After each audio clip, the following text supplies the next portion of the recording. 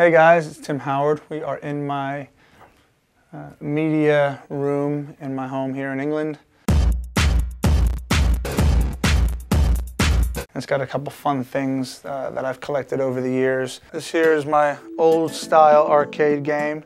It's probably got 100 different kind of old school games, Donkey Kong, Pac-Man, Galaga, you name it. So sit down here, it's 2 players, so you can sit on both sides, and it's got a little retro feel to it, but it's cool, it works, and kids love it, I love it, so I enjoy that.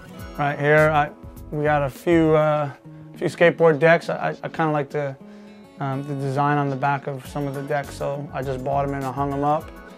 I don't really skateboard, but I think it's a really cool sport and kind of a way of life. The P-Rod board that's got Ali, and this is hilarious. This is from Eddie Murphy, one of his stand-ups in the 80s, which I always loved. This one was given to us by our good friends at Skull Candy, so we represent for them. It's an awesome brand. So, and then that one, it's just the old 1980s boombox, man. You used to put on your shoulder and rock. I didn't, but in the Run DMC videos he did.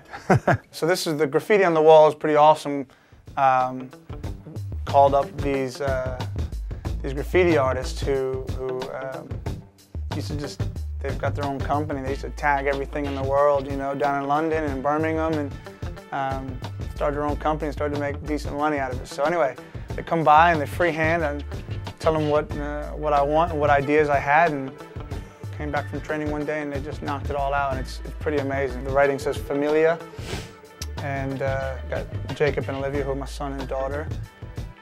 Got some basketballs and my Everton number in Roman numerals, and Silver Surfer over that way, which was obviously Jacob's idea, so I thought I'd throw that in. He got a kick out of it. This picture here is one of my favorite of all time. It's, for me, one of the most poignant photographs ever taken. You know, it still gives me chills every time I look at it.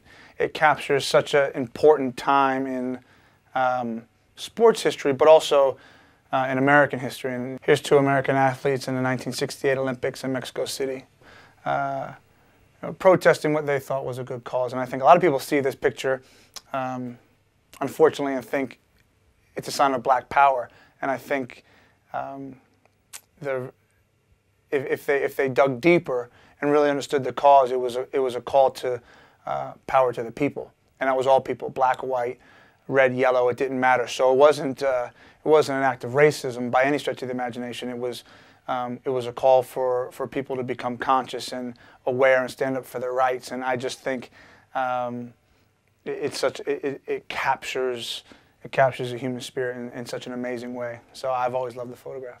Got a few things autographed here. Roy Jones Jr. came down to the training ground and hung out with us for a little bit and signed some pictures. We were like kids in a candy shop. The great Gordon Banks, who signed that for me. It says, "To Tim, good luck," and that's him holding the World Cup trophy with Bobby Moore in 1966. So that's pretty awesome, pretty special. As I said, it's not even close to all of my stuff in here, but just a few bits and pieces. So that still needs to get hung up. Cool picture of Bob Marley playing soccer. I think he's one of the all-time greats, and the fact that he's got a 4-foot poster of him playing the game I love is pretty awesome. You know, he brought people together, not just from a musical standpoint, but from a political standpoint and from a conscious thinking standpoint. He brought people together, and I think he'll always go down in anyone's book as a legend. And anytime Bob Marley and a cold beer are together, it's a good time, you know. So I just like Bob, man, and he was a huge soccer fan.